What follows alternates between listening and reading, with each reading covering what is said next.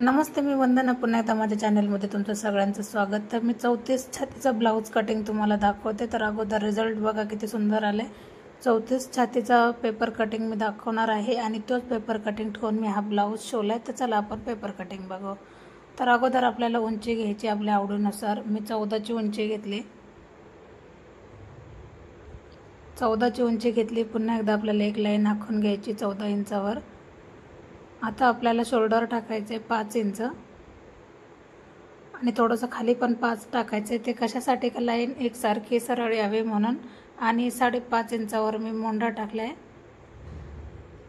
आता आपल्याला छातीचा चौथा भाग काढायचा आहे. छातीचा चौथा भाग काढल्याच्या नंतर आपल्याला त्याच्यामध्ये 1.5 किंवा 2 इंच मिक्स करायचे. आता छाती 34 आहे, 34चा चौथा भाग करायचा आहे. तर दुसरा भाग येतो 17 आणि 17चा परत जो काही भाग येईल तो आपल्याला पुन्हा एकदा त्याच्यामध्ये ॲड करायचा आहे. आता 1.5 ते 2 इंच मी शिलाई मार्जिन ठेवली.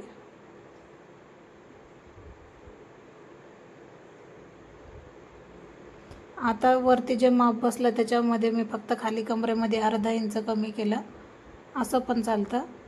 समजा कंबर बसला आपलं छातीचा चौथा भाग अधिक आपण 2 किंवा 1.5 इंच जास्त घेतो, बरोबर. आता हे सगळं माप किती बसतं त्यानुसार आपल्याला कमरेमध्ये अर्धा इंच कमी घ्यावं लागतं. तर आपण आता काय करायचं, मोंढ्यासाठी आकार द्यायचा आहे 1 इंचावर आणि 1.5 इंचावर. आता आपण गळा घेतलाय 2.25 इंच. 2.25 घ्या किंवा 2.5 घ्या, काहीच अडचण येत नाही. 2.5 घेतलं तरी ब्लाऊज हा परफेक्ट येऊन जातो. आणि समोरचा गळा घेतलाय मी 6 इंचावर.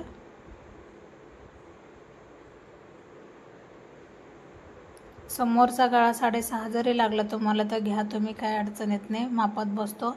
आता 2.5 इंचावर मी क्रॉस पट्टी टाकली.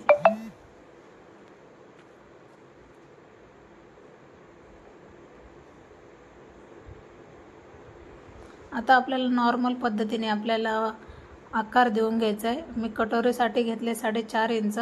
तसंच मी 4.5 इंचावर एक लाईन आखून घेतली. नॉर्मल मी क्रॉसमध्ये करते आणि नंतर आपल्याला आकार देऊन घ्यायचा आहे कटोरीला.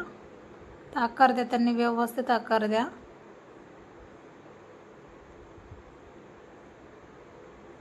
आता आपल्याला बदल कुठे केला पाहिजे, आपण असं पण माप 2.5 इंच बसतंय की नाही ते पण चेक केलं पाहिजे. आता आपण पाठीमागचा भाग आणि पुढचा भाग आपण एक सोबत काढत आहोत. तर मग डबल पेपरची घडी आहे.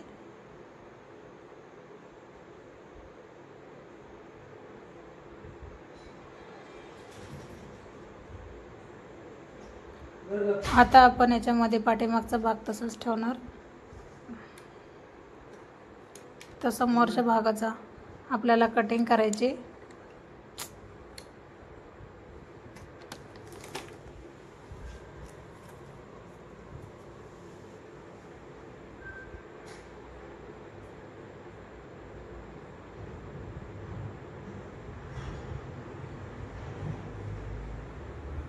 आता कटोरी कशी वाढवायची, तर मग मी पेपर कटिंग न करता मी पिसावर कटोरी वाढवते किंवा मग आपण पेपरवर पण वाढवू शकतो. तर शक्यतो मी अगोदर ठरवलेलं का मी पिसावर पेपर कटिंग करेन कटोरीची, म्हणजे कटोरी वाढवण्याची. पण नंतर मग माझ्याकडे पेपर शिल्लक होतं तर मग मी पेपरवरच कटोरी वाढवली. तर त्याच्या अगोदर आपण फक्त बदल कुठं करायचा आहे, क्रॉसपट्टीमध्ये आपल्याला 1 इंच जास्त घ्यायचं आहे, जे करून मी आत्ता घेतले. आपल्याला कमी क्रॉसपट्टी ठेवायची नाही. जे आपण पेपरवर कटिंग केली क्रॉसपट्टीची त्याच्यामध्ये आपल्याला 1 इंचच घ्यायची क्रॉसपट्टी, नाहीतर आपल्याला कमी जास्त होऊ शकतं, याची आपल्याला काळजी घ्यायची. तर अशा पद्धतीने आता आपण पूर्ण अस्तरची कटिंग केली आणि खूप सिल्क कपडा होता. अशा पद्धतीने बरेच जे नवीन असतात त्यांना त्रासदायक जातो. तर टाचन पिन लावायची हर एक वेळेला, तर अजिबात हालचाल होत नाही. आता कटोरी वाढवायची कशी, तर मी हर एक व्हिडिओमध्ये तुम्हाला दाखवलेलाच आहे. तर अगोदर आपण जी कटोरी होती ती आपण ठेवून घेतली, पूर्ण आखून घेतली आणि 2.25 इंच आपण कडेने वाढवली. फक्त खालच्या बाजूने आपण 1.25 इंच वाढवली. 1.5 इंचाचा मी टक्स घेतलाय आणि अशा पद्धतीने आपली कटोरी ही फायनल पूर्ण झाली. तर आता आपण पिसावर फक्त कटोरी काढलेली नव्हती आणि बाही एक काढलेली नाही, तर आपण अस्तरवर एवढं काढून घेऊ. खूप सिंपल पद्धतीने मी तुम्हाला सांगण्याचा प्रयत्न करते, तर नक्कीच लाईक करत चला, शेअर करत चला. आता आपली बाही काढायची, तर 3.5ची बाही होती, तर आपण त्याच्यामध्ये 1 इंच जास्त घेणार आहोत, म्हणजे 4.5. आता आपण मेन फॅब्रिकवर कटिंग करून घेऊ. ज्या वेळेला असे आपल्याकडे ब्लाऊज पीस येतात, तर हे भरपूर शिवायला त्रासदायक जातात. जे नवीन आहेत आणि ज्यांच्या हाताखालून जास्त काम केलं त्यांना काही वाटत नाही. तर शक्यतो टाच अँड पिनचा वापर जर व्यवस्थित केला तर असे ब्लाऊज पण व्यवस्थित येतात शिवायला. कारण तुम्ही तर सुरुवातीला पाहिलंच त्याचा रिझल्ट किती व्यवस्थित आला आहे. कुठेही चून वगैरे काहीच पडले नाही आणि एकदम व्यवस्थित असा ब्लाऊज आला आहे. फिनिशिंग पण छानच आलेली.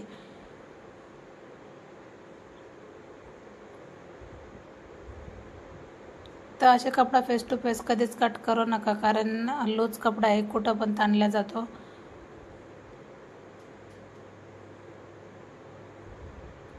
अशा पद्धतीने आपली ब्लाऊजची कटिंग जवळजवळ पूर्ण झाली. पुन्हा एकदा सांगते, व्हिडिओ आवडला तर नक्कीच लाईक करत चला, शेअर करत चला आणि सबस्क्राईब करायला तर अजिबात विसरू नका, कारण भरपूर सारी मेहनत लागते एक व्हिडिओ बनवायला. आणि आता दिवाळी सीझन आहे, तर भरपूर सारे कामं पण चालू आहे, तर लाईक करत चला.